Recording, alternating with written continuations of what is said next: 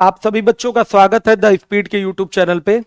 UPSI exam के लिए एक इंपॉर्टेंट टॉपिक मैं लेकर आया हूं, परम्यूटेशन कॉम्बिनेशन, जो कि आपको 1 से 2 नंबर आपके एग्जाम में 1 से 2 क्वेश्चन पूछे जाते हैं आपके एग्जाम में। परम्यूटेशन कॉम्बिनेशन और फिर उसके बाद प्रोबेबिलिटी, इन दोनों टॉपिक्स को मिलाकर 2 क्वेश्चन तो पूछे जाते हैं।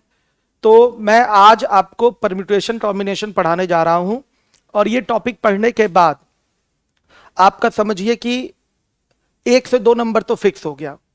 एक एक चीज बेसिक से आपको पढ़ाया जाएगा, कहीं कोई किसी भी प्रकार का कंफ्यूजन आपके दिमाग में नहीं रह जाएगा जब आपको आप एक एक कॉन्सेप्ट क्लियर कर देंगे तो। ठीक है बच्चों, आइए समय बर्बाद किए बिना हम लोग सीधे अपने पॉइंट पे आते हैं। तो सबसे पहले हम आपको परम्यूटेशन कॉम्बिनेशन की जो हिंदी होती है क्रमशः संचय होती है। ये टॉपिक स्टार्ट करने से पहले हम आपको फैक्टोरियल बताना चाहेंगे, क्योंकि ये फैक्टोरियल वर्ड जब तक आप सीखेंगे नहीं आगे के क्वेश्चन सॉल्व करने में आप असमर्थ रहेंगे। तो आइए सबसे पहले हम लोग आते हैं फैक्टोरियल पे।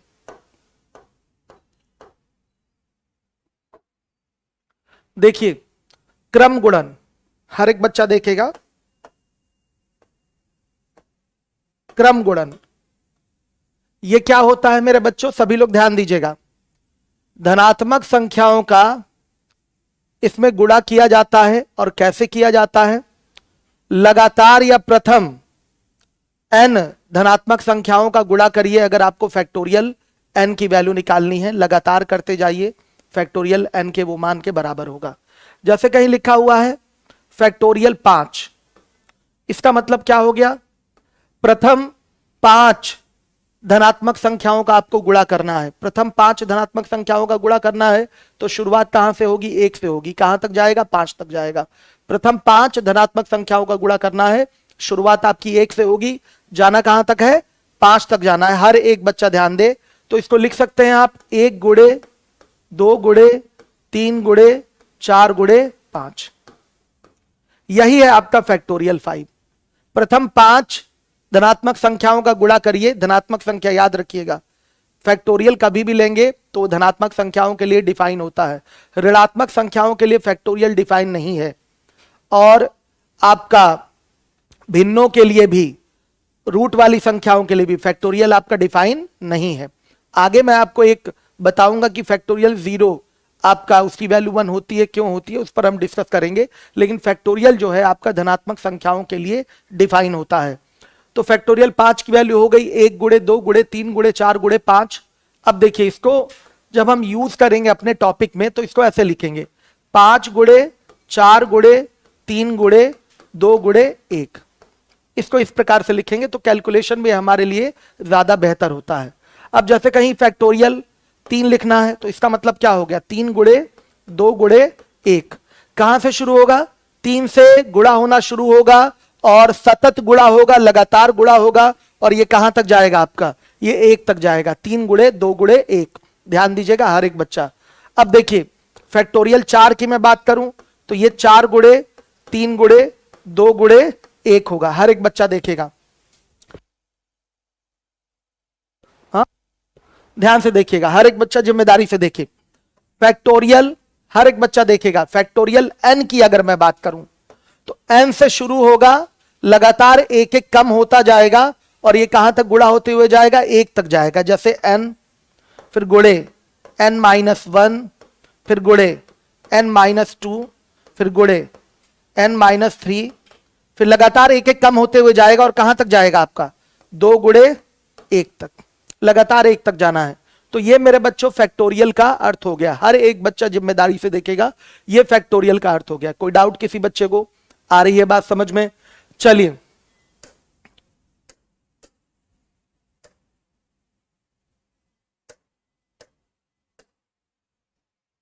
हर एक बच्चा देखेगा।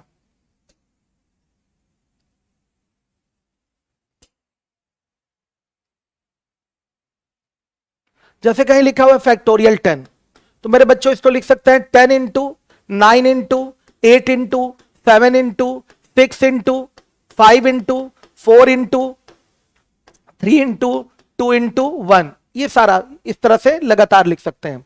अगर इसको और थोड़ा सा हम दूसरे रूप में लिखना चाहें तो यहां से यहां तक की वैल्यू क्या होती है बताइएगा। 9 से लेके 1 तक का गुणा किया जाए तो इसकी वैल्यू क्या होती है, फैक्टोरियल 9।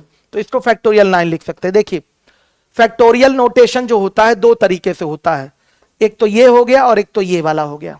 ध्यान से देखिए, एक फैक्टोरियल नोटेशन ये हो गया और एक ये हो गया, दोनों सेम है। कहीं लिखा है फैक्टोरियल 10 और यहां लिखा है 10 फैक्टोरियल। बात दोनों की क्या होती है, बराबर होती है। दोनों सिंबल समझ लीजिएगा, ये फैक्टोरियल नोटेशन है।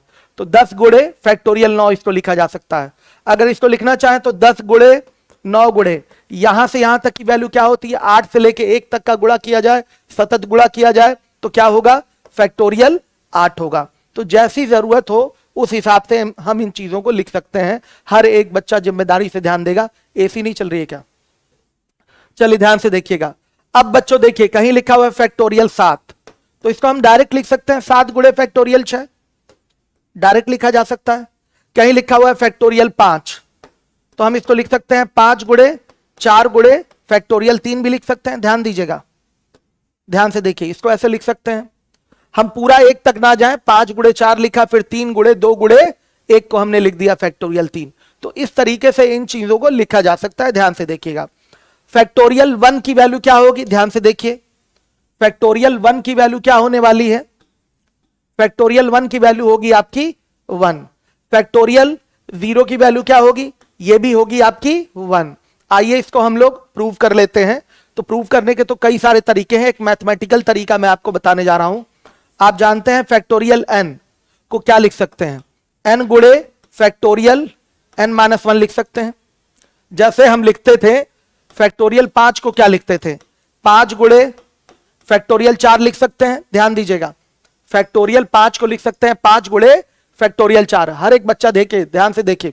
उसी तरह से हमने फैक्टोरियल n को लिख दिया n गुणे फैक्टोरियल n-1। लगातार कम होता है तो यहीं पर फैक्टोरियल n-1 लगा दिया। देखिए n का कुछ भी मान डालें ये सेटिस्फाई होगा। n का मान 4 रख दें, 4 रख देंगे तो फैक्टोरियल 4 बराबर 4 गुणे फैक्टोरियल 3 हो जाएगा, सेटिस्फाई होगा।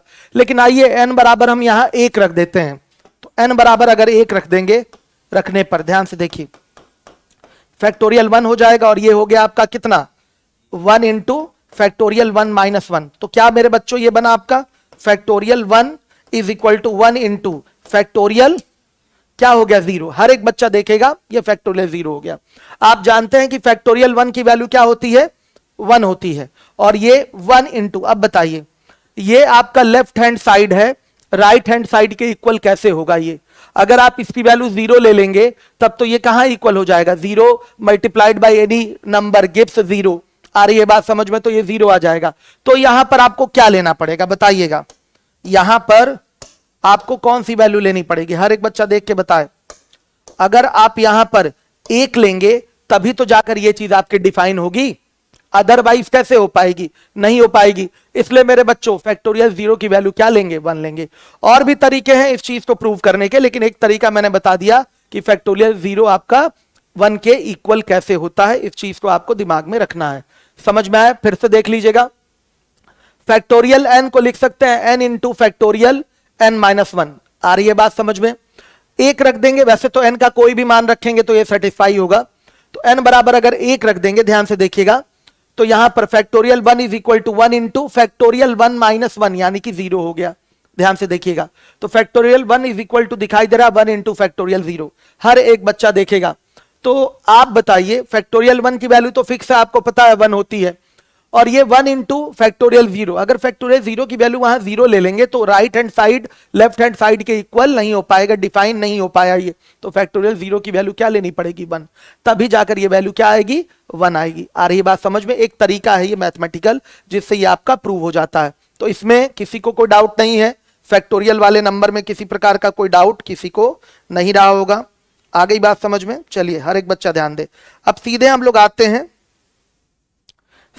आते हैं आपके टॉपिक पे। हर एक बच्चा देखे, क्रमचय परम्यूटेशन ये क्या होता है बच्चों, ध्यान से सुनिएगा। दी गई वस्तुओं में से, ध्यान से सुनिएगा, दी गई वस्तुओं में से कुछ या सभी को लेकर उनको व्यवस्थित करना और जिसमें क्रम का महत्व हो, क्रम को ध्यान देते हुए व्यवस्थित करना क्रमचय कहलाता है, परम्यूटेशन कहलाता है। सुन लीजिएगा फिर से, परम्यूटेशन क्या होता है, क्रमचय क्या होता है।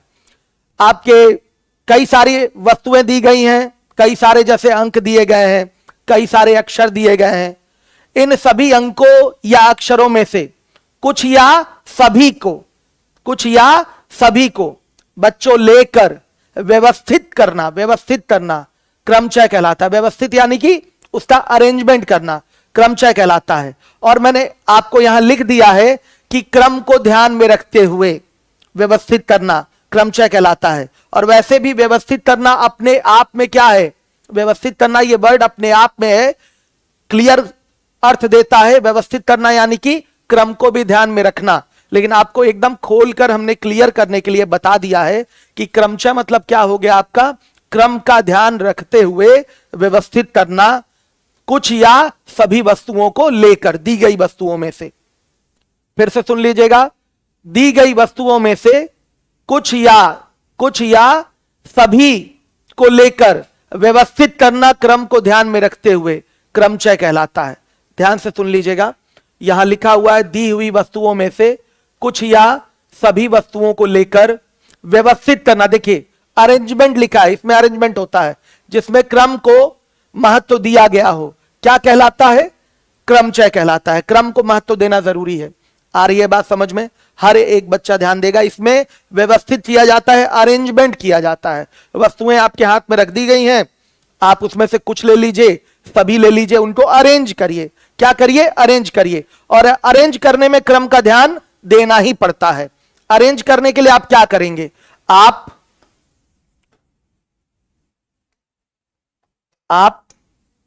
वस्तुओं को सेलेक्ट करेंगे, क्लियर है बच्चे? फिर उनका ऑर्डर सेट कर देंगे। क्या कर देंगे, सेलेक्ट करने के बाद उनका ऑर्डर सेट कर देंगे, ऑर्डर सेट कर देंगे यानी कि उनका क्रम सेट कर देंगे। दो काम होते हैं इसमें, हर एक बच्चा ध्यान दे। अरेंजमेंट मतलब होता क्या है, सेलेक्ट करिए और फिर ऑर्डर सेट कर दीजिए, नाम से ही स्पष्ट है, क्रम प्लस चयन।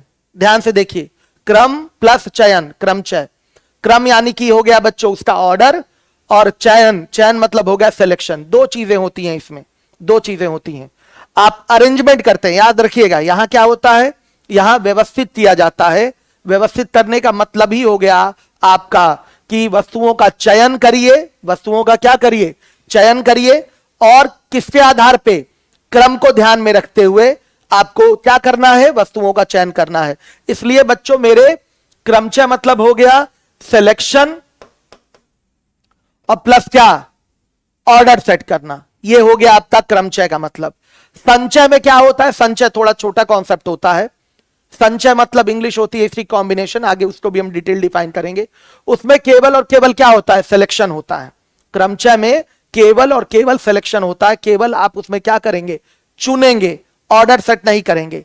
समझ में आया? संचय में ऐसा होता है, जबकि क्रमचय नाम से स्पष्ट है, मैं जोर देके इसलिए बता रहा हूं, क्रमचय मतलब क्रम प्लस चयन, इस चीज को आपको दिमाग में रखना है। तो यानी कि सिलेक्शन करेंगे और उसका ऑर्डर सेट करेंगे, क्लियर है? अरेंजमेंट का अर्थ ही यही होता है, लेकिन आपको समझाने के लिए मैंने लिख दिया है कि जिसमें क्रम को महत्व दिया गया हो, क्या कहलाता है, क्रमचय कहलाता है। हर एक बच्चा जिम्मेदारी से देखेगा। अब आ जाइएगा, ध्यान से देखिए, हर एक बच्चा, जैसे आपके पास n वस्तुएं दी गई हैं, कितनी वस्तुएं दी गई हैं, अलग अलग n वस्तुएं, n डिस्टिंक्ट थिंग्स आपको दिए गए हैं, उनमें से आपको r वस्तुओं का चयन करना है। तो इसको रिप्रेजेंट करते हैं किससे, NP-R से, क्लियर है? n वस्तुओं में से आपको r वस्तुओं का लेके चयन करना है और क्रम का भी ध्यान रखना है, यानी कि अरेंजमेंट कर रहे हैं। n वस्तुओं में से r वस्तुओं को लेकर उनका क्या कर रहे हैं, अरेंजमेंट कर रहे हैं। क्या कर रहे हैं, अरेंजमेंट। ओनली सिलेक्शन नहीं हो रहा है, क्या हो रहा है, अरेंजमेंट हो रहा है। तो उसको कहते हैं, मैथमेटिकल नोटेशन इसका क्या होता है, NPR होता है। क्या होता है, NPR। NPR का मतलब क्या हो गया, n अलग अलग वस्तुओं में से r वस्तुओं को लेकर आप उसको व्यवस्थित कर रहे हैं, यानी कि अरेंज कर रहे हैं। क्या कर रहे हैं, अरेंज कर रहे हैं। याद रखिएगा, ओनली सिलेक्शन नहीं हो रहा है, चुन नहीं रहे हैं। कहीं कोई क्वेश्चन कभी आए, बोले कि कितने तरीके से चुने जा सकते हैं, तो चुनना वर्ड लिख भी देगा, तो आप प्रश्न देख के समझ के उसको देखेंगे कि उसमें चुनना ही है केवल कि केवल अरेंजमेंट सॉरी चुनना ही है केवल कि अरेंजमेंट करना है, तो वो प्रश्न की भाषा से क्लियर होता है। आई बात समझ में? तो अरेंजमेंट कहीं भी अगर दिखाई दे अरेंजमेंट, तो वहां पर बच्चों आपका क्या लगता है? क्रमचय लगता है। क्या लगता है? क्रमचय। परम्यूटेशन, कहीं भी अरेंजमेंट आ जाए, मतलब बच्चों सिलेक्शन भी करना है और उसका ऑर्डर भी सेट करना है, क्रम भी सेट करना है, तो वो हो गया आपका क्रमचय। आपको एन अलग अलग वस्तुओं में से आर वस्तुओं को लेकर व्यवस्थित करना है, उसको अरेंज करना है, तो उसको कैसे डिनोट करते हैं? एनपीआर से डिनोट करते हैं। हर एक बच्चा ध्यान दे, एनपीआर। और एनपीआर का मतलब क्या होता है? हर एक बच्चा देखे, एनपीआर मतलब होता है, एनपीआर का मतलब होता है फैक्टोरियल एन अपॉन में फैक्टोरियल एन माइनस आर। देखिए यहां जो लिखा गया है, यहां जो लिखा गया है एनपीआर बराबर एन फैक्टोरियल, फैक्टोरियल आगे लगा हुआ है, ध्यान से देखिएगा, ये वाला सिंबल है, तो एन फैक्टोरियल इसको पढ़ेंगे अपॉन में एन माइनस आर फैक्टोरियल, ये इसका फॉर्मूला होता है। और फैक्टोरियल वाली चीज तो हम आपको स्टार्टिंग में ही समझा चुके हैं कि बिना फैक्टोरियल वाली चीज समझे आप आगे की चीजें नहीं कर पाएंगे, इसलिए फैक्टोरियल की चीज मैंने पहले ही समझा दी थी। आ रही है बात समझ में? कोई डाउट तो नहीं? क्लियर है सारे बच्चों को? तो ये हो गया आपका बच्चों क्रमचय। आइए एग्जाम्पल के माध्यम से इसको हम लोग समझते हैं। एग्जाम्पल सामने आएगा तो आपका और ज्यादा ये सब क्लियर हो जाएगा। देखिएगा ध्यान से, ए बी सी डी अक्षरों से दो दो अक्षर के कितने शब्द बनाए जा सकते हैं? प्रश्न देखते ही ध्यान से देखिएगा, प्रश्न देखते ही आपके दिमाग में क्या आ रहा है? यहां दिमाग में आपके ये आ रहा है कि आपको इन चार अक्षरों में से दो अक्षर चुनना है और उनसे शब्द बनाने हैं। बच्चों चुनना ही नहीं केवल है, यहां अरेंजमेंट भी होगा, मैं आपको दिखा रहा हूं, सिलेक्शन भी होगा और ऑर्डर भी सेट करेंगे। जैसे देखिए ए बी सी डी आपके ये चार अक्षर हैं, इनमें से दो दो अक्षर लेकर कितने शब्द बनाए जा सकते हैं, ये आपका प्रश्न है। तो देखिए सबसे पहले ले लेंगे ए बी, फिर मेरे बच्चों ले लिया ए सी, फिर ध्यान से देखिए फिर क्या ले लिया? ए डी ले लिया, हर एक बच्चा देखे, फिर क्या ले लिया आपने? बी सी, फिर ले लिया आपने बी डी, देखिएगा, फिर क्या ले लिया आपने? देखिए मैं यहां करता हूं, फिर ले लिया आपने सी डी, हर एक बच्चा देखे। अब देखिए ए बी आपने एक शब्द बनाया, ए बी आपका एक शब्द है, सार्थक हो या ना हो वो अलग बात है। ए बी आपका एक शब्द बना, दो अक्षरों को लेकर, दो लेटर को लेकर बनाया। तो मेरे बच्चों क्या इससे आप बी ए बना सकते हैं? क्या बताइए?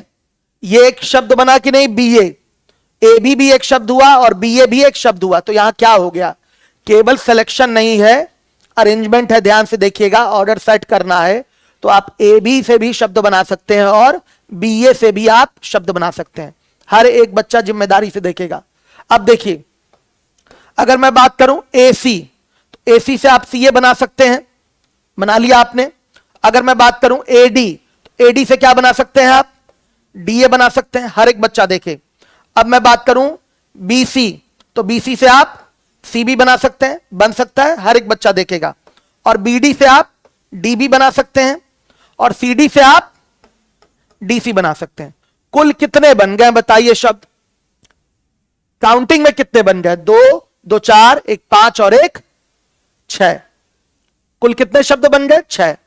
अगर पहले देख रहे थे हम तो कितने बन रहे थे? ध्यान से देखिएगा, सॉरी, दो, दो चार, दो छह, दो आठ, दो 10, दो 12, 12 बन गए। यहां से तो 6 दिखाई दे रहे हैं, 1 2 3 4 5 6। अगर मैं केवल सिलेक्शन की बात करूं तो 6 शब्द दिख रहे हैं, लेकिन वो 6 नहीं है, वो क्या है? 6 दूना 12 है। समझिएगा, हर एक बच्चा देखे कितने हैं? 6 दूना 12। यहां से ये 6 दिख रहे हैं।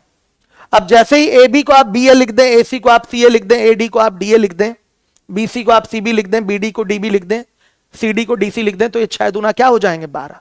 कुल कितने शब्द बनाए जा सकते हैं? 12 शब्द बनाए जा सकते हैं। इन 4 अक्षरों में से दो दो अक्षरों को लेकर कुल मिलाकर आपके 12 शब्द बनाए जा सकते हैं। ये सामने है आपके, मैनुअल काउंटिंग मैंने आपको कराई हुई है। यहां पर आपने यहां से सीख लिया कि यहां पर सिलेक्शन तो है ही, लेकिन आपको ऑर्डर भी सेट करना है, क्रम भी सेट करना है। इसी चीज को कहते हैं अरेंजमेंट। इसी चीज को क्या कहते हैं? अरेंज करना कहते हैं। ये अरेंज ही तो हुआ है, ए बी फिर बी ए, फिर AC, फिर CA, फिर AD, फिर DA। हर एक बच्चा देखे BC, फिर CB। ये अरेंज हुआ है। अगर ऐसा कहीं सिस्टम दिखाई देता है, अरेंज करना है, तो वहां क्या लगाएंगे आप? क्रमचय लगाएंगे। क्या लगाएंगे? परम्यूटेशन। क्लियर है? कोई डाउट तो नहीं? हर एक बच्चा बताए। देखिए ये तो एक छोटा सा सवाल था, आपने इसको नॉर्मली मैनुअल कर लिया, लेकिन यही सवाल अगर बड़ा हो जाए, यहां 10 अक्षर आ जाएं और 4-4 अक्षरों को लेकर आपको शब्द बनाने हैं, या 3-3 अक्षरों को लेकर शब्द बनाने हैं, तो फिर आपको मैनुअल काउंटिंग में प्रॉब्लम होती है। इसीलिए आपका फॉर्मूला बनाया गया है कि इन अलग अलग वस्तुओं में से आर वस्तुओं को लेकर व्यवस्थित करना, जिसको हम एनपीआर कहते हैं। इसीलिए एनपीआर का फॉर्मूला आपके सामने प्रस्तुत किया गया है। अगर मैं यहां एनपीआर लगाना चाहूं तो क्या मेरे बच्चों यहां एनपीआर लगेगा? डेफिनेटली लगेगा। यहां वस्तुएं कितनी है? एन बराबर कितना है? 4। और कितनी कितनी वस्तुओं को लेना है? 2-2 वस्तुओं को लेना है। तो आर बराबर क्या हो गया? 2 हो गया। तो मेरे बच्चों एनपीआर का यहां फॉर्मूला लगेगा, ध्यान से देखिएगा, फैक्टोरियल एन अपॉन में factorial n minus r. Solve करेंगे तो ध्यान से देखिएगा, हर एक बच्चा देखेगा, सभी लोग ध्यान से देखिए जिम्मेदारी से।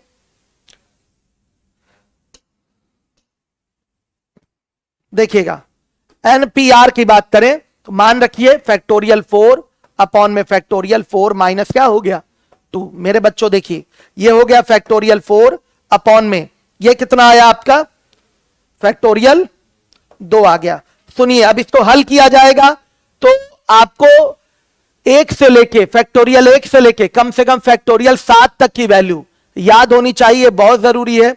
अगर याद रहेगा तो बहुत जल्दी जल्दी आप कैलकुलेशन अपना कर लेंगे, ज्यादा दिक्कत नहीं आएगी। तो मैं आगे अगले पेज पे बता दूंगा आपको। हर एक बच्चा देखे, इसकी सॉल्विंग अगर की जाए तो मेरे बच्चों ये आ गया 4 गुणे 3 गुणे 2, और फिर 2 से नीचे वाला 2 कैंसिल हो गया, तो 3 दूना 1 मिनट 4 तिहाई 12 आ गया। हर एक बच्चा देखेगा जिम्मेदारी के साथ। कोई डाउट तो नहीं? क्लियर है सबको? आ रही है बात समझ में? बच्चे कितने लाइव हैं?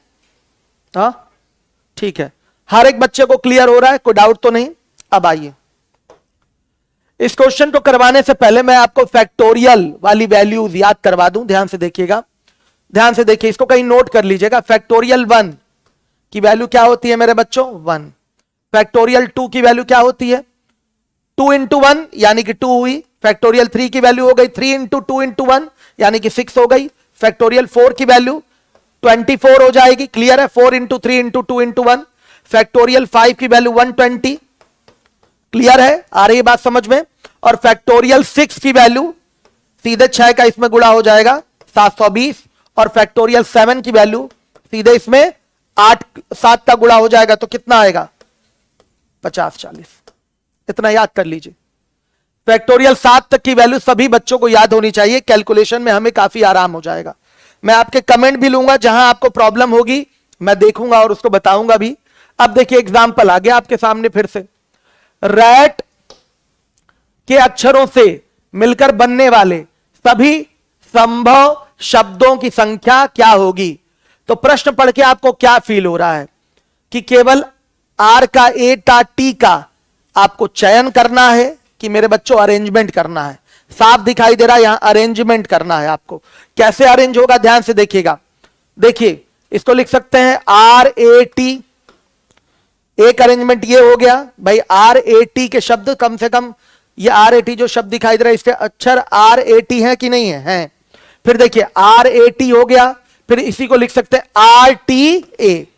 देखिए क्रम को हमने चेंज कर दिया, RAT था फिर लिख दिया RTA। अब देखिए फिर उसके बाद हर एक बच्चा देखेगा ART लिख देंगे, ART लिख दिया। अब देखिए A उठाया मैंने, तो फिर देखिए ATR लिख सकते हैं इसको। आ रही बात समझ में? अब फिर इसके बाद देखिए हम T उठाते हैं, TRA, और फिर TAR हो जाएगा। हर एक बच्चा देखिए, यह है आपका अरेंजमेंट। रैट में 3 अक्षर हैं, इन 3 के तीनों अक्षरों को लेना है। पिछले सवाल में सबको नहीं लेना था, 3 के तीनों अक्षरों को लेना है। हर एक बच्चा देखे, 3 के तीनों अक्षरों को लेकर आपको शब्द बनाने हैं। कितने संभव शब्द बन सकते हैं, यह आपका प्रश्न है। तीन में से कुछ को नहीं लेना था, तीन अक्षर आपको दिए गए हैं, कुछ को नहीं लेना है, सभी को लेना है, सभी को लेना है और सभी को लेकर व्यवस्थित करना है। Not only selection, you have to arrange it. Arrange मतलब सिलेक्शन प्लस ऑर्डर सेट करना, ये दोनों चीजें हो जाती हैं। अरेंजमेंट का मतलब ये होता है। क्लियर है सारे बच्चों को? तो देखिए हमने सिलेक्शन तो किया ही है RAT का, लेकिन उसका क्या किया है, अरेंजमेंट भी किया। देखिए यहां सिलेक्शन हो गया, एक अरेंजमेंट ये दे दिया, हुआ ना। मान लिया इस तरह से हमने चुन लिया और अरेंजमेंट दिया कि नहीं RT है, ये भी अरेंजमेंट हो सकता है। तो ये भी अरेंजमेंट एक है, ये भी एक अरेंजमेंट है, ये भी अरेंजमेंट है, ये भी अरेंजमेंट है, ये भी अरेंजमेंट और ये भी अरेंजमेंट है। तो क्रमशः में अरेंजमेंट होता है। अरेंजमेंट का मतलब क्या हो गया, सिलेक्शन प्लस उसका ऑर्डर सेट करना। हर एक बच्चा ध्यान देगा। लेकिन देखिए यही RAT के बदले कोई बड़ा सा शब्द दे दे, उससे आपको अक्षर लेने रहे, तो इस मैनुअल तरीके से तो नहीं सेट कर पाएंगे ना। उसी के लिए फॉर्मूला बना है कि n वस्तुओं में से R वस्तुओं को लेकर उनको व्यवस्थित करना, जिसको हम NPR कहते हैं। उसी के लिए आपका फॉर्मूला बनाया गया है। तो n बराबर इस क्वेश्चन में क्या होगा, 3, और R बराबर भी क्या है, 3 है मेरे बच्चों। n बराबर भी 3 है और R बराबर भी क्या है, 3 है। हर एक बच्चा देखे तो यहां पैटर्न NPR की अगर हम बात कर लें तो क्या होगा, factorial n upon factorial n minus R हो जाएगा। तो ये हो जाएगा 3p3। हर एक बच्चा देखेगा 3p3 हो गया।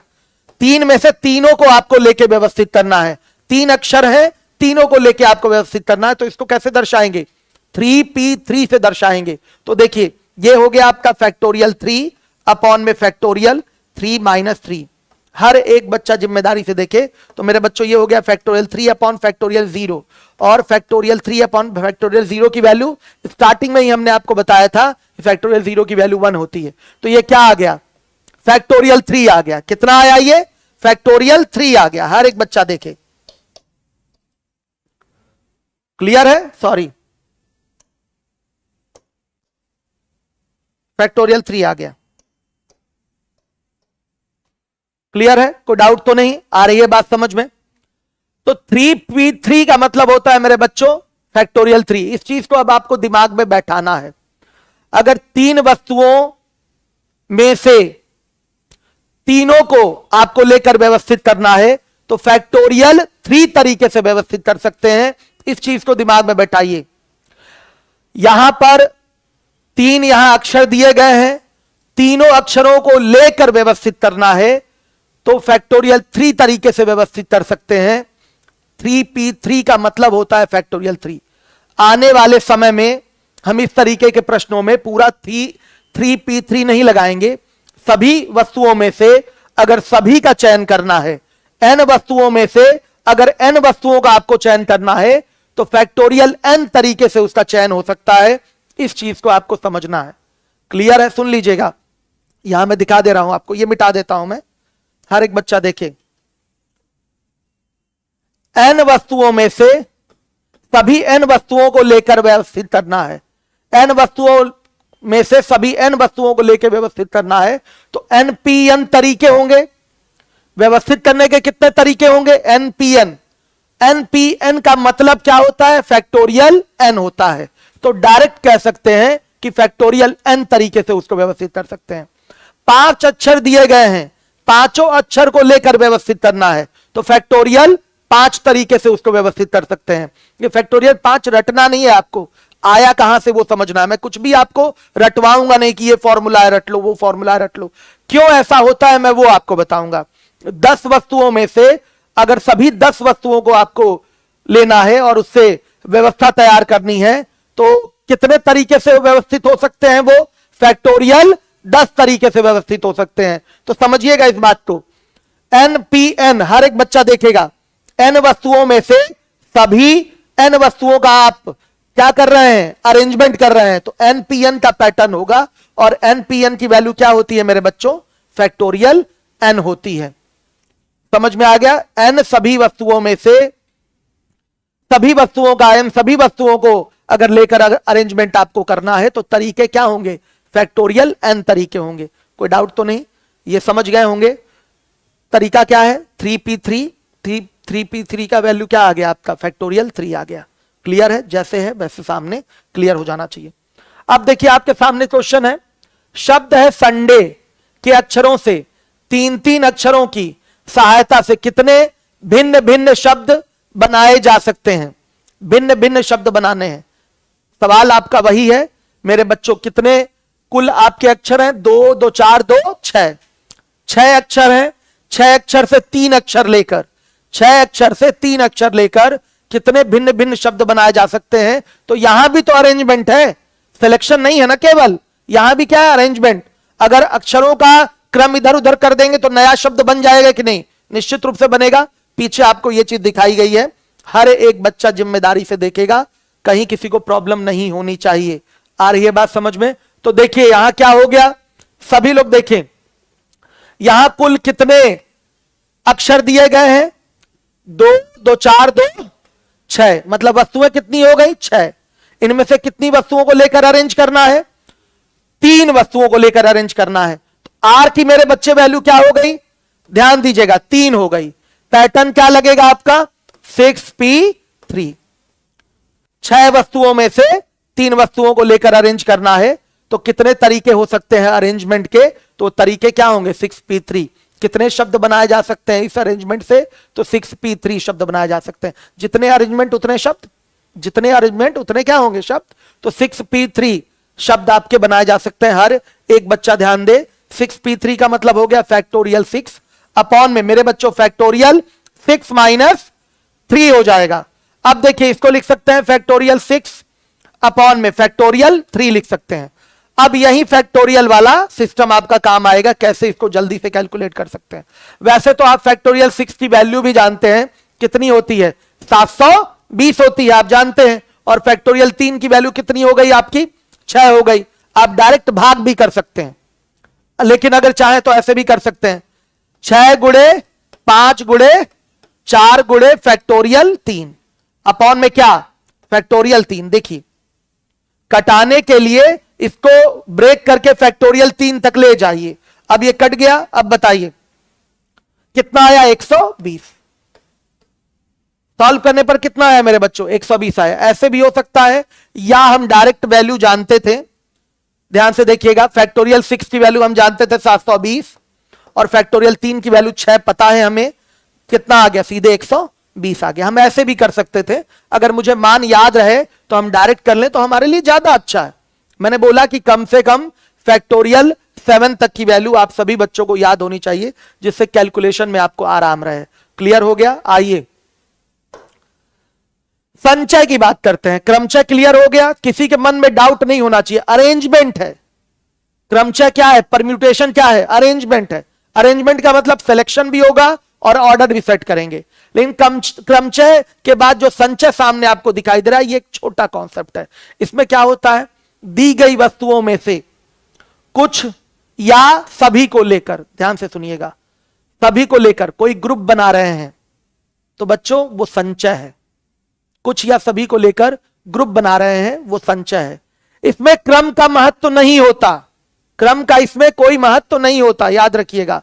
आप ग्रुप बना रहे हैं, अरेंजमेंट नहीं करेंगे यहां पर। दी गई वस्तुओं में से कुछ या सभी को लेकर क्या बनाइए? समूह बनाइए, समिति बनाइए। तो वो क्या है?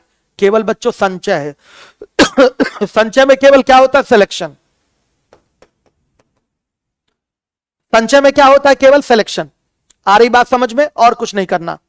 संचय में केवल और केवल सिलेक्शन होगा। देखिए यहां लिखा हुआ है, दी गई वस्तुओं में से कुछ या सभी वस्तुओं को लेकर बिना क्रम का, ध्यान रखिए, जो विभिन्न समूह बनाए जाते हैं उसको क्या कहते हैं? संचय कहते हैं। देखा दोनों में अंतर है, उसमें अरेंजमेंट था और यहां केवल आप समूह बना रहे हैं। वहां अरेंजमेंट, अरेंजमेंट का अर्थ क्या होता है? अरेंज करना। अरेंज करना मतलब आप क्या करेंगे? सिलेक्शन भी करेंगे आप वस्तुओं का, और उसके बाद सिलेक्शन भी करेंगे और उसके बाद क्या करेंगे? आप ऑर्डर भी सेट करेंगे। लेकिन मेरे बच्चों यहां क्या होगा? हर एक बच्चा देखेगा, प्रोबेबिलिटी भी चलेगी। यस, बच्चे जो कमेंट कर रहे हैं प्रोबेबिलिटी भी चलेगी। 2-3 दिन में ये सब कंप्लीट करवा देंगे हम। 100 क्वेश्चन हम आपको परम्यूटेशन कॉम्बिनेशन के करा देंगे, 100 क्वेश्चन प्रोबेबिलिटी करा देंगे, उससे बाहर कुछ नहीं आएगा आपके यूपीएसआई में।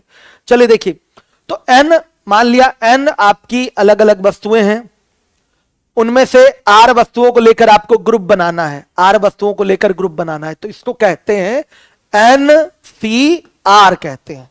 क्या कहते हैं? NCR कहते हैं। N अलग अलग वस्तुओं में से आर वस्तुओं को लेकर ग्रुप बनाना है, बिना क्रम का ध्यान रखे, अरेंज नहीं करना, तो उसको कहते हैं NCR। क्या कहते हैं? NCR। और NCR की वैल्यू क्या होती है मेरे बच्चों? फैक्टोरियल N अपॉन में फैक्टोरियल R और into factorial N minus R। हर एक बच्चा देखेगा NPR में क्या होता है, नीचे केवल फैक्टोरियल N माइनस R होता है, लेकिन अगर NCR की बात करें, अगर NCR की बात करें तो नीचे इनटू फैक्टोरियल R भी होता है। क्लियर है मेरे बच्चों? इसमें आपको केवल और केवल सिलेक्शन करना है, आपको क्रम सेट नहीं करना है। ये आपका है संचय, ये संचय है, हर एक बच्चा जिम्मेदारी से देखेगा। चलिए अब इसके बाद आइए एग्जाम्पल के माध्यम से तो और अच्छा समझेंगे। आइए देख लीजिए,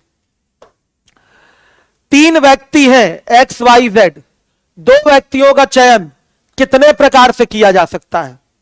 2 व्यक्तियों का चयन करना है, हर एक बच्चा देखे। तो आपने क्या किया, XY ले लिया, फिर YZ ले लिया, और फिर क्या ले लिया, ZX ले लिया। 2 व्यक्ति यहां भी चयनित हुए, सेलेक्ट हुए, 2 व्यक्ति यहां भी चयनित हुए, सेलेक्ट हुए, 2 व्यक्ति यहां भी चयनित हुए, सेलेक्ट हुए। ध्यान से देखिए मेरे बच्चों, अगर इसको YX लिख दें, ZY लिख दें और XZ लिख दें, तो क्या यह लिखना यहां हमारा सही है? नहीं, अभी भी तो ये वही हैं, चाहे उनको XY बोले या YX बोले, 2 ही लोगों का तो यहां आपका चयन हुआ है। तो हम XY बोले या YX बोले, तो बताइए यहां क्रम का क्या महत्व है? क्रम का कोई महत्व हुआ? क्रम का कोई महत्व नहीं है। हमने X को चुना, Y को चुना, हो गया XY, या हम Y को चुने या X को चुने, हो गया आपका YX। इसमें भी वही 2 आ गए, यहां भी वही 2 थे। तो मेरे बच्चों ये सार्थक नहीं है। यहां पर आपने जब सेलेक्ट कर लिया, ध्यान से सुनिएगा, जब आपने सेलेक्ट कर लिया XY तो YX लेने का कोई मतलब नहीं है। जब आपने YZ ले लिया तो ZY लेने का कोई मतलब नहीं है। जब आपने ZX ले लिया तो XZ लेने का कोई मतलब यहां नहीं होता है। यही है मेरे बच्चों संचय, कॉम्बिनेशन। यही क्या है? कॉम्बिनेशन। इसमें ओनली आपको सिलेक्शन करना होता है, ऑर्डर सेट नहीं करना है। ऑर्डर सेट करने से क्या फायदा होगा? कोई फायदा नहीं होगा। Only you have to select here, और कुछ नहीं करना, नथिंग एल्स। ध्यान से देखिएगा, अगर यही क्वेश्चन हमारा बड़ा हो जाए, ABCD पूरा पूरा अल्फाबेट उठा ले, तो मेरे बच्चों उसमें 2 व्यक्तियों का चयन करना है तो थोड़ा सा आपको असुविधा होगी। तो इसी के लिए आपका फॉर्मूला बनाया गया है NCR का, मतलब N विभिन्न वस्तुओं में से R वस्तुओं का चयन करना। इसी के लिए आपका फॉर्मूला बना है NCR। अगर इस क्वेश्चन को NCR से करना चाहें तो मेरे बच्चों वस्तुएं कितनी दी गई हैं? 3। ध्यान से देखिएगा, वस्तुएं कितनी दी गई हैं? 3। और कितने लोगों का चयन करना है? R की वैल्यू कितनी है? 2। R की वैल्यू कितनी है? 2। तो ये आपका NCR का फॉर्मूला यहां लग जाएगा, फैक्टोरियल N अपॉन में factorial R into factorial N minus R। इसमें मान डालेंगे तो फैक्टोरियल 3 बटा में फैक्टोरियल 2 और गुणे फैक्टोरियल 3 माइनस 2 हो जाएगा। हर एक बच्चा देखे तो 3 माइनस 2 की वैल्यू फैक्टोरियल 1 हो गई, और ये फैक्टोरियल 3 की वैल्यू 6 होती है, और फैक्टोरियल 2 की वैल्यू 2। तो 2 से कटेगा, ये कितना आ गया? 3। तो कितने तरीके होंगे? कितने तरीके यहां दिखाई दे रहे हैं? फॉर्मूले से भी 3 तरीके। यहां कितने तरीके? 3 तरीके। 3 तरीके हो गए। तो नंबर ऑफ कॉम्बिनेशन कितना हुआ मेरे बच्चों? 3। ध्यान से देखिए, ये भी एक कॉम्बिनेशन है, ये भी देखिए कॉम्बिनेशन है, ये भी एक कॉम्बिनेशन है, ये भी क्या है? एक कॉम्बिनेशन है। तो नंबर ऑफ कॉम्बिनेशंस कितने हो गए? ये प्लूरल में बोला जाएगा। ये भी एक कॉम्बिनेशन, इसको कॉम्बिनेशन बोलेंगे, ये भी कॉम्बिनेशन है, ये भी कॉम्बिनेशन है। तो कितने कॉम्बिनेशंस हो गए? 3 कॉम्बिनेशंस हो गए।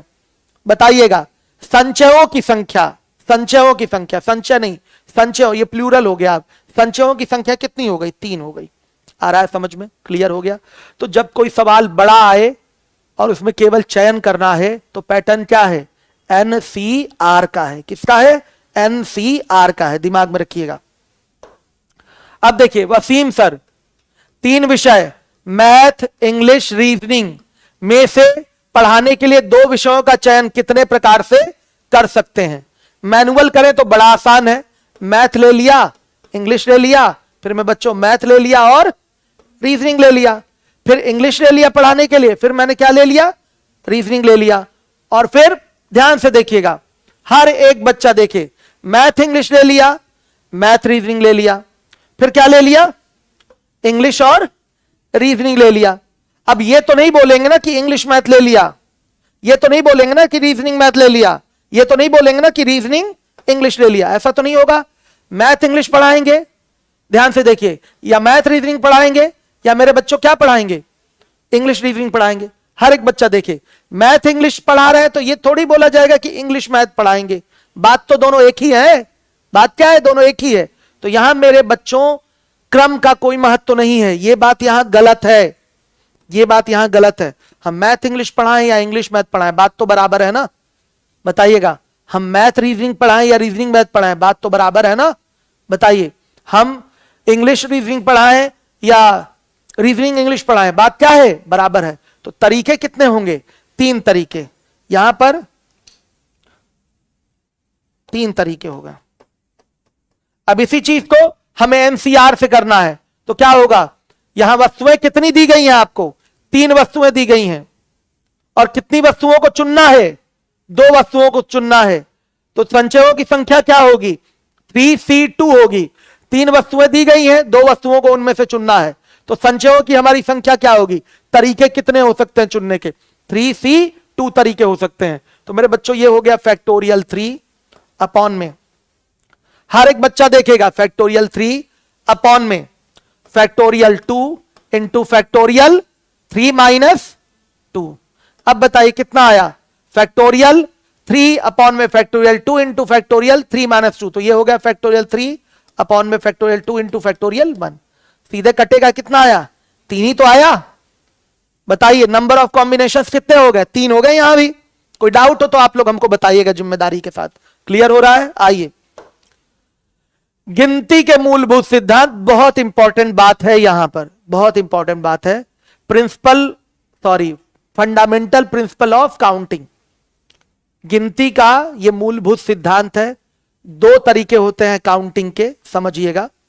कुल कितने तरीके होंगे इनको गिनने के, 2 सिस्टम होते हैं। देखिए जैसे मेरे बच्चों कोई एक काम है, ध्यान से देखिएगा, कोई एक काम है, कोई एक निश्चित काम है, ठीक है, वो 2 भाग में होता है, ए और बी, वो 2 भाग में होता है, ए और बी। ए को हम m तरीकों से कर सकते हैं, m तरीकों से हम ए को कर सकते हैं, और बी को हम n तरीकों से कर सकते हैं, ठीक है। तो वो पूरा काम जो होगा m गुणे n तरीके से होगा। ये हमारा principle, fundamental principle of counting है, मल्टीप्लीकेशन रूल। कौन सा रूल है, मल्टीप्लीकेशन रूल। ध्यान से देखिएगा, 2 रूल यहां होते हैं आपके फंडामेंटल प्रिंसिपल ऑफ काउंटिंग में। गिनती का जो सिद्धांत है उसमें 2 नियम है, एक गुणा का और एक जोड़ का। एक गुणा का नियम है और एक जोड़ का। हर एक बच्चा जिम्मेदारी से देखेगा, 2 नियम है, एक गुणा और एक जोड़। क्या होगा, हर एक बच्चा देखे जिम्मेदारी से। देखिए यहां मैंने एक एग्जाम्पल दिया है, कोई एक निश्चित काम है, 2 भाग में हो रहा है, 2 भागों में हो रहा है, ए और बी। भाग ए जो है उसको हम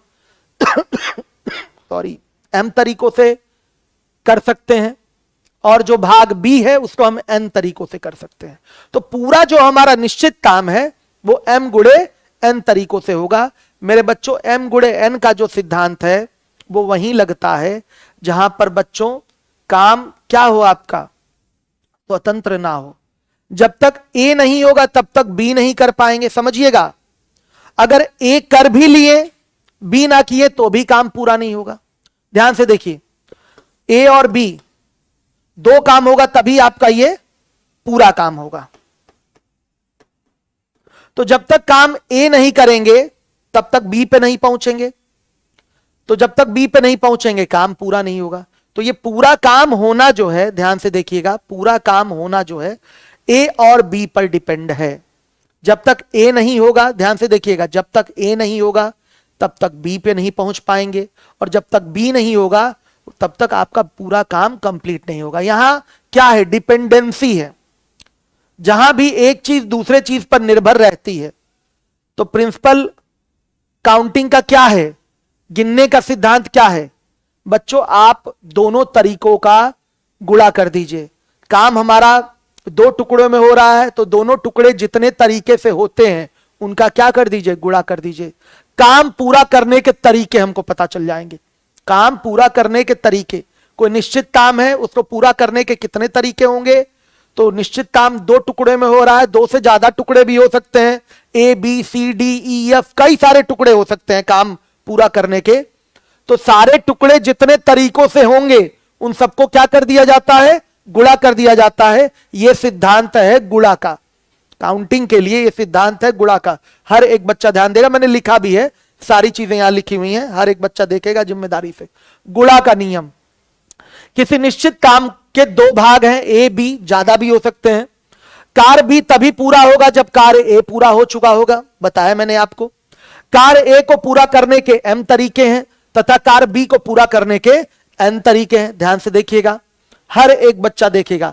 तब निश्चित कार्य पूरा करने के तरीकों की संख्या क्या होगी, निश्चित कार्य पूरा करने के तरीकों की संख्या हो जाएगी m गुणे n।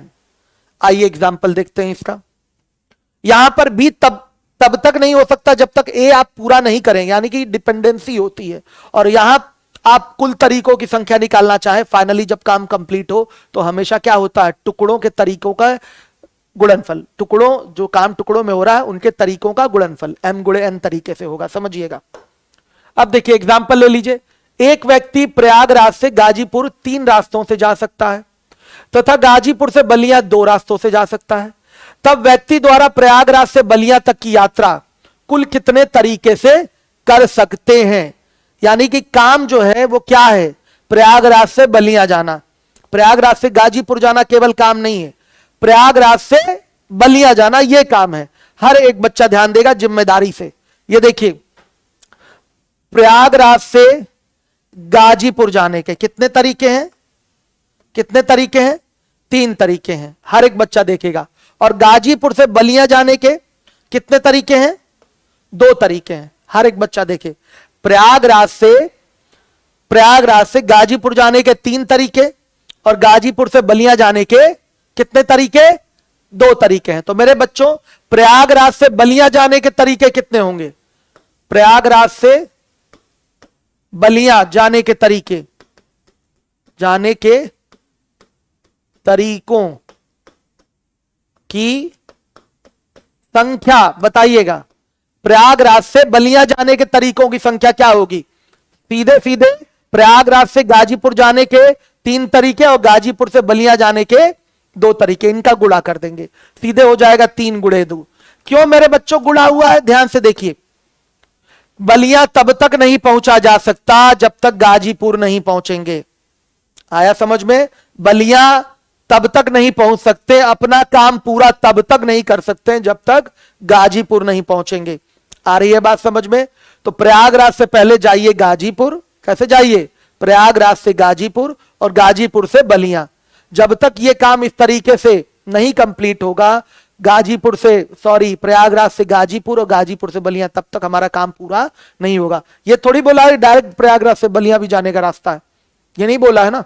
तो बेटा बलिया पहुंचने के लिए डिपेंडेंसी है गाजीपुर पे, तो जहां काम कंप्लीट करने के लिए डिपेंडेंसी हो, निर्भरता हो, वहां क्या होगा, आप काउंटिंग के लिए मल्टीप्लीकेशन रूल का यूज करते हैं।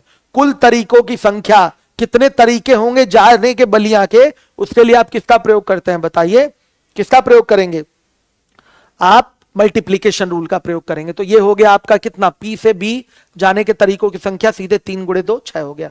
मेरे बच्चों अगर P और C का यूज करना चाहे तो यहां क्या लगेगा, परमुटेशन की कॉम्बिनेशन, कोई बताएगा, यहां परमुटेशन लगेगा कि कॉम्बिनेशन। मेरे बच्चों देखिए यहां तो अरेंजमेंट है नहीं, यहां अरेंजमेंट है नहीं, तो यहां क्या लगेगा, कॉम्बिनेशन लगेगा। तो प्रयागराज से गाजीपुर जाने का कॉम्बिनेशन बताइए। देखिए 3 रास्ते हैं, 3 में एक ही तो चुनेंगे, 3 रास्ते हैं, 3 में किसको चुनेंगे, एक ही चुनेंगे। तो जाने का कॉम्बिनेशन क्या हो गया, जाने का कॉम्बिनेशन हो गया 3C1, क्या हो गया 3C1, हर एक बच्चा देखे। और गाजीपुर से बलिया जाने का कॉम्बिनेशन क्या होगा, ध्यान से देखिए, दो रास्ते हैं, दो में एक ही तो चुनेंगे कि दोनों पे टांग रख के जाएंगे, संभव है क्या, नहीं संभव है ना। तो दो रास्तों में से एक ही रास्ता चुनना है, तो चुनना मतलब पैटर्न लगेगा आपका 2C1। ध्यान से देखिए, यह P की बात नहीं है, यहां परमुटेशन नहीं, यहां बात किसकी है, कॉम्बिनेशन की।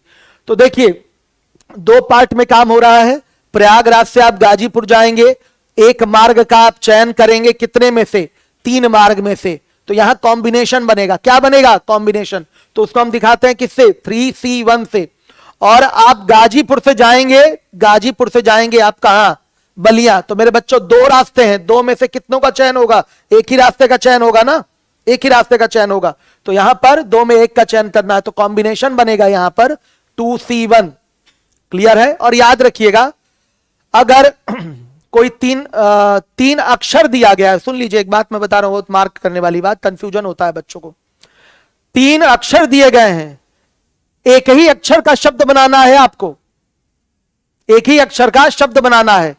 तो उसमें बच्चों परमुटेशन और कॉम्बिनेशन दोनों एक ही बात हो जाती है। जैसे ABC दिया है, एक ही अक्षर का शब्द बनाना है, या तो A या तो B या तो C, ठीक है। तो यहां परमुटेशन भी आपका और कॉम्बिनेशन भी आपका, दोनों बात क्या हो जाती है, एक हो जाती है। 3P1 या 3C1 दोनों की वैल्यू क्या आती है, सेम ही आती है। क्या आती है मेरे बच्चों, सेम आती है।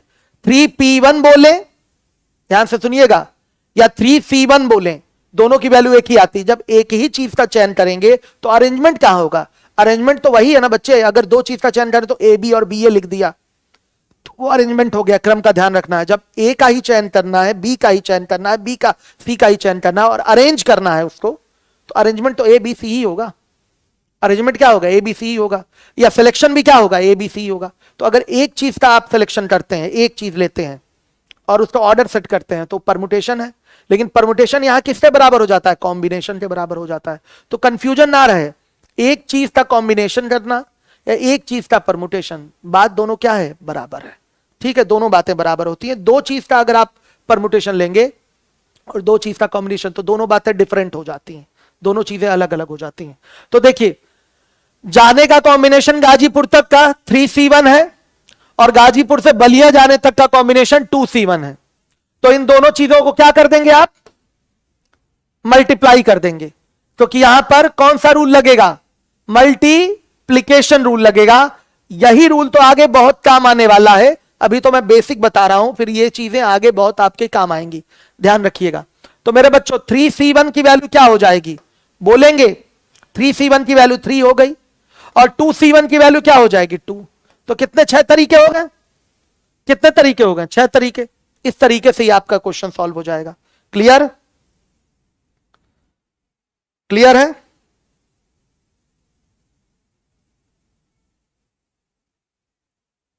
मेरे बच्चों कमेंट आप क्या आ रहे हैं, ठीक है। चलिए आगे देखिए, कितने बच्चे लाई में, मैंने दिख ही नहीं रहा। देखिए ध्यान से, अब इसके बाद नेक्स्ट एग्जांपल है योग का नियम, एडिशन रूल। इसमें क्या होता है, जब किसी कार्य को M या N तरीकों से पूरा किया जा सकता हो, तो कार्य पूरा करने के तरीके जो होंगे वो M+N होंगे। मतलब यहां डिपेंडेंसी नहीं है, काम को M तरीके से पूरा कर लीजिए या काम को N तरीके से पूरा कर लीजिए, ठीक है, इसमें डिपेंडेंसी नहीं है। तो उस काम को कितने तरीकों से पूरा किया जा सकता है, M+N तरीकों से पूरा किया जा सकता है। जहां योग की बात करे बच्चों, तो समझ लीजिए वहां डिपेंडेंसी नहीं है, इंडिपेंडेंट ये वर्क हो रहा है। कोई निश्चित काम है, या तो M तरीके से, या वाली वर्ड यहां यूज हो जाती है, या तो M तरीके से कर सकते हैं या तो आप उसको N तरीके से कर सकते हैं। तो पूरा जो निश्चित काम है वो उसको करने के कुल तरीकों की संख्या क्या होगी, M+N होगी। हर एक बच्चा देखे, एग्जाम्पल देख लीजिए। प्रयागराज से मुंबई जाने के 2 हवाई मार्ग हैं, प्रयागराज से मुंबई जाने के 2 हवाई मार्ग हैं, एक आपका सड़क मार्ग है तथा 2 क्या हैं, रेल मार्ग हैं। तो प्रयागराज से मुंबई जाने के कुल कितने तरीके हो सकते हैं, हर एक बच्चा जिम्मेदारी से देखे। देखिएगा ध्यान से, इस चीज को अगले पीपीटी में इसको ऊपर उठाइएगा क्योंकि मुझे यहां जगह चाहिए, समझ रहे हैं। अब देखिए प्रयागराज है बेटा, यहां ध्यान से देखिए, और थोड़ा छोटा कर दूं मैं इसको, कोई फायदा नहीं है। देखिए प्रयागराज से हमें जाना है मुंबई, ठीक। कितने हवाई मार्ग हैं? एक और ये दो, एयर, ठीक है, एरोप्लेन इस मार्ग से जाएगा, ठीक। अब देखिए कितने आपके, एक ही सड़क मार्ग है, एक आपका क्या है? सड़क मार्ग है, रोड है मेरे बच्चों। और फिर उसके बाद दो आपके क्या है? रेल मार्ग है, ये रोड हो गया। और ध्यान से देखिएगा दो रेल मार्ग हो गए, दो रेल मार्ग, दो रेल मार्ग हो गए, दो वायु मार्ग, एक रोड का रास्ता है और एक रेल मार्ग है। अब बताइए प्रयागराज से मुंबई जाना है तो आप यहां से अगर आप एरोप्लेन से जाएंगे तो एक ही बार में पहुंच जाएंगे, ऐसा तो नहीं है एरोप्लेन से जा रहे हैं फिर रास्ते में आप रोड से जाएंगे फिर उसके बाद आप ट्रेन पकड़ेंगे, ऐसा तो है नहीं। प्रयागराज से मुंबई जाने का काम हमारा किसी पर डिपेंड नहीं है, या तो हम हवाई जहाज से जा सकते हैं, या तो हम ट्रेन से जा सकते हैं, और या तो हम रोड से बस से जा सकते हैं। तो बस से जाएंगे तो भी पहुंचेंगे, बीच में हमें ट्रेन लेने की जरूरत नहीं, रास्ता सीधा बना हुआ है। अगर हम ट्रेन से जाएंगे तो हमको बीच में उतर के बस पकड़ने की जरूरत नहीं, हम सीधे सीधे ट्रेन से पहुंच जाएंगे। अगर हम एरोप्लेन से जा रहे हैं तो बीच रास्ते में हमको एरोप्लेन चेंज करने की जरूरत नहीं पड़ेगी। तो यहां पर काम कंप्लीट होना किसी पर डिपेंड नहीं है। एयर वाला रोड पर डिपेंड नहीं है, रोड वाला ट्रेन पर डिपेंड नहीं है, तो इसी को कहते हैं इंडिपेंडेंट काम होना। मुंबई पहुंचना तरीके कई सारे हैं लेकिन सब क्या है? इंडिपेंडेंट है। मुंबई पहुंचने के लिए तरीके कई सारे हैं लेकिन सब के सब क्या है? इंडिपेंडेंट है। तो जहां भी काम मेरे बच्चों इंडिपेंडेंट हो रहा हो, डिपेंडेंसी नहीं है किसी पर, तो वहां पर अगर कुल तरीकों की संख्या गिननी है तो आपको क्या करना पड़ता है? जोड़ना पड़ता है। आ रही है बात समझ में? तो जैसे देखिए मुंबई पहुंचने के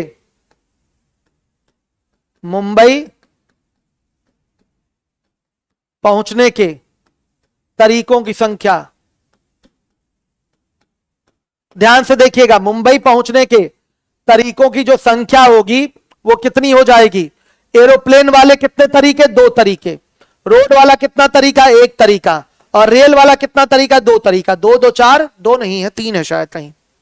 मुंबई जाने के लिए एक सड़क मार्ग, दो रेल मार्ग, ठीक है ठीक है, सही है। तो दो दो चार एक पांच, तो मुंबई जाने के कुल कितने तरीके हो गए? पांच तरीके हो गए। यहां गुणा नहीं हो सकता। मैंने आपको समझाया एरोप्लेन से जा रहा है तो सीधा रास्ता बना हुआ है, सीधे मुंबई लैंड होगा, वो बीच में वो ट्रेन पकड़ेगा नहीं, यानी कि डिपेंडेंसी नहीं है। एक ही बार में उड़ गया मुंबई, और मुंबई उड़ने के दो तरीके, मुंबई उड़ने के दो तरीके, या तो इस रास्ते से या तो इस रास्ते से जाएगा। आया समझ में? अगर बस से जा रहा है, बाई रोड जा रहा है, बस से जा रहा है, एक ही मार्ग है, इसी रास्ते पर सीधे बैठ के निकल लेगा। तो एक तरीका हो गया रोड से जाने का। और दो तरीके ट्रेन वाले हो गए, रेल मार्ग दो है, तो दो तरीके कौन से हो गए? ट्रेन वाले हो गए। तो दो तरीके से आप इधर से चले जाएंगे मुंबई। डिपेंडेंसी नहीं है, ये तरीका इस पर डिपेंड, मतलब एरोप्लेन वाला सिस्टम रोड पर नहीं डिपेंड है और रोड वाला सिस्टम ट्रेन पर नहीं डिपेंड है, सब फ्री है, सारे सिस्टम क्या है? फ्री है। तो इसके तरीके दो हो गए जाने के, यहां से तरीके एक, और यहां से मेरे बच्चों तरीके कितने? दो। तो दो एक तीन, तीन दो पांच तरीके हो गए। अब बताइए यहां पर P लगेगा C लगेगा? परम्यूटेशन की कॉम्बिनेशन, उससे भी तो कर ले हम लोग। परम्यूटेशन लगेगा कि कॉम्बिनेशन? ध्यान से देखिएगा मेरे बच्चों, यहां कॉम्बिनेशन लगेगा। यहां पर एरोप्लेन वाला दो रास्ता है, दो में से एक को ही सेलेक्ट करना है, तो क्या हो गया? 2C1। ध्यान से देखिएगा रोड का एक ही रास्ता है, रोड का क्या है? रास्ता एक ही है, तो 1C1 का मतलब क्या हुआ? 1 ही तो हुआ। तो यहां 1C1, एक रास्ते में से एक ही रास्ते को चुनना है। और रेल वाले दो रास्ते हैं, तो दो रास्तों में से एक रास्ता ही चुनकर जाएगा, तो +2C1। तो मेरे बच्चों इसकी वैल्यू हो गई 2, इसकी वैल्यू हो गई 1, और इसकी वैल्यू हो गई 2। तो 2 2 4 1 5 हो गया। टोटल तरीके कितने हो गए? 5 हो गए। आ रहा है सबको समझ में? तो देखा आपने प्रिंसिपल ऑफ काउंटिंग जो मैंने आपको बताया उसमें दो बताया। मल्टीप्लीकेशन क्यों होता है? जब काम आपका एक काम दूसरे पर डिपेंड हो, डिपेंडेंसी हो। और आपका एडिशन रूल क्या होता है? ये जोड़ का नियम है, एडिशन रूल है आपका। इसमें क्या होता है? काम पूरा होने के लिए कोई तरीका दूसरे तरीके पर डिपेंड ना हो। तो यहां कुल तरीकों की संख्या जोड़कर निकलती है, डिपेंडेंसी हो तो कुल तरीकों की संख्या गुणा करके निकलती है। इस चीज को तो दिमाग में बैठा लीजिएगा, अगर ये नहीं आएगा तो आगे एक भी सवाल नहीं लगा पाएंगे, क्योंकि बड़े बड़े प्रश्नों में इसका प्रयोग होना ही होना है, हर स्थिति में होना है। आ रही बात समझ में? चलिए एक एग्जाम्पल देख लीजिए। आईफा अवार्ड है, फिल्मों के लिए दिया जाता है। बेस्ट एक्टर के लिए 3 पुरुष हैं, बेस्ट एक्ट्रेस के लिए 5 महिलाएं हैं, और बेस्ट चाइल्ड आर्टिस्ट के लिए 2 बच्चों को नॉमिनेट किया गया, नामित किया गया। तो मेरे बच्चों नॉमिनेट किया गया है 3 पुरुषों को, 5 महिलाओं को और 2 बच्चों को। तो बेस्ट एक्टर का अवार्ड जो मिलेगा एक ही पुरुष को तो मिलेगा, बताइएगा। बेस्ट एक्टर का अवार्ड एक पुरुष को मिलेगा, 3 में से 1 को मिलेगा। बेस्ट एक्ट्रेस का अवार्ड 5 में से 5 महिलाओं में से 1 महिला को मिलेगा, और बेस्ट चाइल्ड आर्टिस्ट का अवार्ड 2 बच्चों में से 1 ही बच्चे को मिलेगा। क्लियर है सारे बच्चों को? तो नामित किया गया है। सवाल क्या है? कुल कितने प्रकार से अवार्ड बांटे जा सकते हैं? ये क्वेश्चन है आपका, ये क्वेश्चन है आपका, ध्यान से देखिएगा। कुल कितने प्रकार से अवार्ड बांटे जा सकते हैं? सुनिए। तो मेरे बच्चों अवार्ड बांटने का काम कब कंप्लीट होगा, मैं आपसे जानना चाहता हूं। ऐसा तो है नहीं कि केवल बेस्ट एक्टर को अवार्ड दे देंगे तो अवार्ड बांटने का काम कंप्लीट हो गया।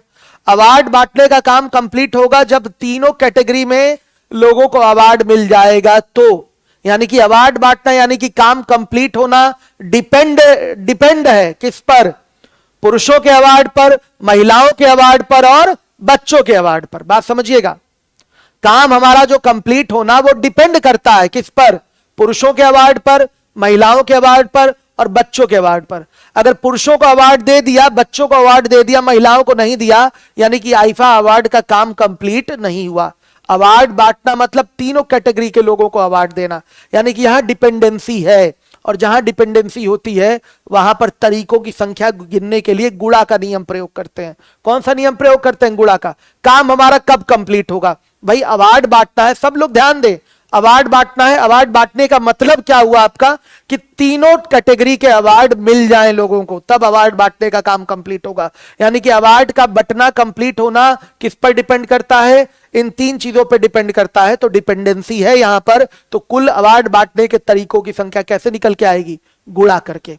कैसे आएगी मेरे बच्चों? गुणा करके। तो ध्यान से देखिएगा, 3 पुरुषों में से 1 पुरुष का चयन करना है, तो पैटर्न क्या होगा? 3C1 होगा। ध्यान से देखिएगा, क्या होगा? 3C1। 5 महिलाओं में से 1 महिला का चयन करना है, तो क्या होगा? 5C1 होगा। और 2 बच्चों में से 1 बेस्ट चाइल्ड आर्टिस्ट का चयन करना है, तो बच्चों पैटर्न क्या होगा? 2C1 होगा। अब इन सबको क्या कर देंगे हम? गुणा कर देंगे। तो बच्चों 3C1 का मतलब क्या होता है? 3। 5C1 का मतलब क्या होता है? 5 हर एक बच्चा देखेगा। और 2C1 का मतलब क्या होता है? 2 होता है। तो कितना हो गया? 5 दूना 10, 10 या 30। 30 तरीके। तरीके कितने होंगे? 30। आया समझ में? क्लियर है? इसको हम ऐसे भी बोल सकते थे, 3 पुरुषों को 3 तरीके से पुरस्कार बांटा जा सकता है, 3 तरीके से। 5 महिलाओं को 5 तरीके से पुरस्कार बांटा जा सकता है, और 2 बच्चों को 2 तरीके से पुरस्कार बांटा जा सकता है। यह भी बोला जा सकता है। लेकिन हम C1 और C और P लेके चलेंगे तो हमको आगे कभी डाउट नहीं होगा। ज्यादा बोलने पे यकीन मत रखिए, सीधे सीधे अपना पैटर्न दिखा दीजिए और कमाल दिख जाएगा आपका। ठीक है? 3 में से 1 का चयन करना है, 5 में से 1 का चयन करना है, 2 में से 1 का चयन करना है। इसकी वैल्यू 3, इसकी वैल्यू 5, इसकी वैल्यू 2। आने वाले समय में बोलना आना चाहिए 3C1 का मतलब 3, 5C1 का मतलब 5 और 2C1 का मतलब 2। डायरेक्ट आपको बोलना आना चाहिए। तो 3 गुणे 5 गुणे क्या हो गया? 2। 30 तरीके हो गए मेरे बच्चों। क्लियर है? अब देखिए नया सवाल, इनमें से एक अवार्ड कितने प्रकार से दिया जा सकता है? आप सुनिए, यहां काम कंप्लीट हो जाएगा एक ही अवार्ड देकर। यहां काम कंप्लीट हो जाएगा एक ही अवार्ड देकर। ध्यान से देखिए, प्रश्न क्या है आपका? यही तो समझना है, काम की डिपेंडेंसी है कि नहीं है। डिपेंडेंसी होगी तो आप मल्टीप्लिकेशन रूल लगाएंगे, डिपेंडेंसी नहीं होगी तो काउंटिंग के लिए एडिशन रूल लगाएंगे। ये दो चीज अगर सीख गए ना तो आगे किसी प्रकार की कोई प्रॉब्लम नहीं होने वाली है। आपको समझ में आ रहा है? तो इनमें से एक अवार्ड कितने प्रकार से दिया जा सकता है? एक ही अवार्ड देने से काम कंप्लीट हो रहा है हमारा, एक ही अवार्ड देने की बात कर रहा है। तो मेरे बच्चों ध्यान से देखिए, या तो बेस्ट एक्टर वाला दे दिया जाए, या तो बेस्ट एक्ट्रेस वाला, और या तो बेस्ट चाइल्ड आर्टिस्ट वाला। तो या लग जाता है इसमें, यानी कि यहां डिपेंडेंसी नहीं है, और का केस आ जाता है, या लग जाता है, या लग जाता है। तो मेरे बच्चों यहां पर कुल तरीके कैसे पता चलेंगे? गिनकर 3C1 plus 5C1 plus 2C1 add करके पता चलेगा। कैसे पता चलेगा? ऐड करके 3C1 plus 5C1 plus 2C1 कितना आ रहा है? 3 प्लस 5 प्लस 2 कितना आ गया? 10 तरीके। ये है, हर एक बच्चा जिम्मेदारी से देखेगा, सभी लोग जिम्मेदारी से देखें। किसी को डाउट तो नहीं है? आ रहा है समझ में? अब मैं जरा आपके क्वेश्चन लेना चाहूंगा, बेसिक खत्म हो गया। अच्छा एक और एक क्वेश्चन करवा दूं, फिर मैं आपके डाउट्स लूंगा और डाउट्स क्लियर करूंगा। किसी घर में 6 दरवाजे हैं, कोई व्यक्ति कितने तरीकों से घर में प्रवेश करके दूसरे दरवाजे से बाहर आ सकता है? इसका आप दिमाग लगाइए। किसी घर में 6 दरवाजे हैं, कोई व्यक्ति कितने तरीके से घर में प्रवेश करके दूसरे दरवाजे से बाहर आ सकता है? क्या आंसर होगा? बोलिए बोलिए मेरे बच्चों, बताइए क्या होगा? यहां पर 6 दरवाजे में से कोई एक ही दरवाजा चुनना है, 6C1 आया समझ में? और लौटने के लिए 5 दरवाजे हैं, दूसरा दरवाजा बोला है ना, मतलब जिससे घुसा है उससे नहीं आ सकता। तो 5 दरवाजे हैं, हर एक बच्चा देखेगा 5 दरवाजे हैं, 5 दरवाजे में से एक ही दरवाजा चुन के आना है, तो 5C1 हो गया। अब क्या होगा? यहां प्लस होगा कि गुणा होगा, ये आपको ध्यान देना है मेरे बच्चों। जब घर में घुसेगा नहीं, घर में जब तक घुसेगा नहीं, बाहर कैसे आएगा? डिपेंडेंसी है कि नहीं बताइए आप लोग? घर में जब तक घुसा नहीं तब तक बाहर कैसे आएगा? तो जहां डिपेंडेंसी हो गई, घर में घुसकर बाहर आने के तरीकों की संख्या फिर क्या हो जाएगी? गुणा करके आएगी। कैसे आएगी? गुणा करके। तो मेरे बच्चों इसकी वैल्यू 6 होती है और इसकी वैल्यू क्या होती है? 5। कितने तरीके? 30 तरीके। ये मैंने आपको बेसिक पढ़ा दिया। क्रमचय क्या होता है, संचय क्या होता है, rule of addition, rule of multiplication, ये 4 चीजें क्लियर होना बहुत जरूरी था। फैक्टोरियल क्या है, फैक्टोरियल भी मैंने आपको बता दिया। अब मैं आपके कुछ क्वेश्चन लेना चाहूंगा, जिसको डाउट है अपने क्वेश्चन पूछ सकता है, ठीक है? जितना मैं आपको पढ़ाऊंगा एक एक चीज आप लोगों को क्लियर करके ही पढ़ाऊंगा, और एग्जाम में आपके एक भी सवाल छूटेगा नहीं। तो ठीक है मेरे बच्चों, मैं अब अगले सेशन में आपसे मिलूंगा जल्दी ही, और तब तक इसको आप लोग प्रॉपरली दोबारा वीडियो देखकर रिवाइज कर लीजिए, नोट्स इसके बना लीजिए, क्योंकि ये यूपीएसआई के एग्जाम में तो आता ही है, स्टेट लेवल के एग्जाम में भी आता है, एनटीपीसी में भी पूछा जाता है, तो इसलिए टॉपिक इंपॉर्टेंट है, इसको अच्छे से कवर कर लीजिए। Thank you.